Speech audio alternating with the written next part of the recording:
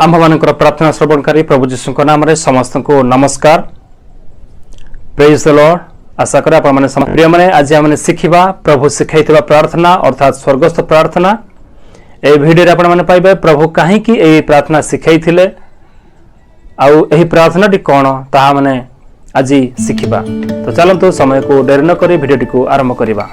प्रिय प्रभु लोक मैंने आपण मैंने स्वर्गस्थ प्रार्थना माथ्यू लिखित सुसमाचार 6 अध्याय तार 9 पदर आरंभ करी 13 पदर शेष अंश आपने पाइपर एवं लोकलिखित सुसमाचार 11 अध्याय 1 पदर आरंभ करी 4 पदर शेष अंश आपने पाइपर।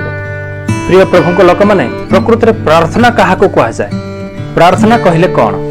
प्रकृत में यार उत्तर होउछि ईश्वर सहित भक्त मान कथबार्ता रब प्रति कर्णपात आउ वाक्यालाप आउ संगीत माध्यम ईश्वर प्रशंसा करने को प्रार्थना कह जाए, जहाँकि स्वीकारोक्ति प्रार्थना माध्यम मंद कार्य और मंद चिंता पाप स्वीकार एवं निवेदन प्रार्थना स्थल ईश्वर का साहाय्य भिक्षा करा जाए।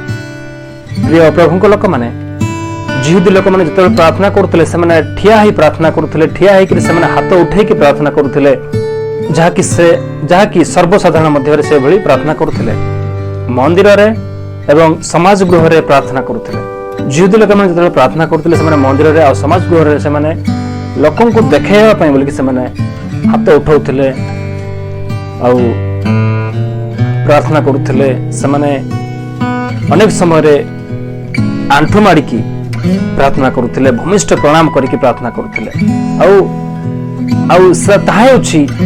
से मूल उद्देश्य हूँ लोक आगे से देखा बोलिक से प्रार्थना करुले। जे एमती अंग भंगी करने द्वारा लोक भावे जे ये बहुत माने गोटे स्पिरिचुअल लोक आत्मिक से जड़े अधिक शक्तिशाली लोक बोलिक लोक आगे देखा बोलिक से जड़े धार्मिक लोक बोलिक देखा बोली से एभली प्रार्थना करुले, हाथ उठाउले आउ आंठु माड़ी प्रार्थना करुले। तो प्रभु यीशु ख्रीस्ट से अपना शिष्य मान माध्यम विशेषतः शिष्य मान से शिक्षा देते जे प्रार्थना किपरि करबा उचित आउ काहे करबा उचित। तेणु प्रिय माने प्रभु यीशु ख्रीस्ट से ही दिन नमूना स्वरूप से तांकर शिष्य मान प्रार्थना शिखाई आउ से प्रार्थना को प्रभु को प्रार्थना बा स्वर्गस्थ प्रार्थना कह जाए। प्रिय मैंने आसतु से स्वर्गस्थ प्रार्थना मुझे प्रथम कहली जे माथ्यू लिखित सुसमाचार 6 अध्याय तार 9 पदर आरंभ करी 13 पदर शेष अंश आपने पाइपर आ लोक 11 अध्याय तार 1 पदर आरंभ करी 4 पदर शेष अंश जाए पढ़ले आप जानीपर स्वर्गस्थ प्रार्थना कौन बा प्रभु को प्रार्थना कौन। तो चलतु आम माथ्यू 6 अध्याय तार 9 पदर 13 पदर जो स्वर्गस्थ प्रार्थना लिखाई मैंने शिखा जा।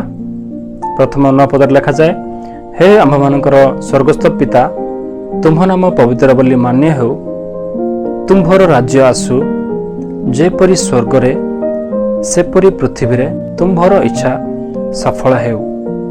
आज आमको प्रयोजनीय आहार दियो, आमे माने जेपरी अपना अपना अपराधी मानकु क्षमा करियछु सेपरी आम मानकर अपराध सब क्षमा कर। परीक्षा रे आम मानकु आन नाही, मात्र मधुर रक्षा कर। जनराज्य पराक्रम और गौरव जुगे जुगे तुम्भर आमेन। प्रिय प्रभु लोक मैंने मु पुणी थे आपण कही रखा चाहे जे स्वर्गस्थ प्रार्थना, हे आंभ मान स्वर्गस्थ पिता, तुम्भ नाम पवित्र बोली मान्य हो, तुम्भर राज्य आसु, जेपरी स्वर्ग रे सेपरी पृथ्वी रे तुम्भर इच्छा सफल हेउ। आज आंभ मान प्रयोजनीय आहार दियो, आमे माने जेपरी अपना अपना अपराधी मान को क्षमा करियछु सेपरी आम मानकर अपराध सब क्षमा कर। परीक्षा आन नाही, परीक्षा आम मान को आन नाही, मात्र मधुर रक्षा कर।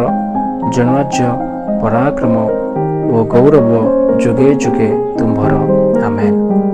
प्रिय प्रभु लोक मैंने वास्तव में यह प्रभु शिखाई स्वर्गस्थ प्रार्थना बा प्रभु को प्रार्थना।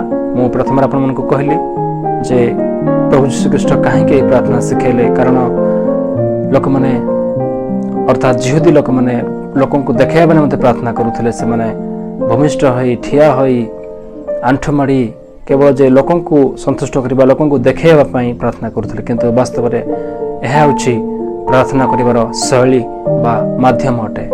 आशा करे आपण मानक ए भिडियोटी भल लागिथिबो आपण माने ए भिडियो को लाइक करंतु जदि पसंद लागि थाए हमर चैनल जदि आपण नवा देखुछंती ताहले हमर ए चैनल को सब्सक्राइब करंतु प्रभु हम समस्त को आशीर्वाद करंतु।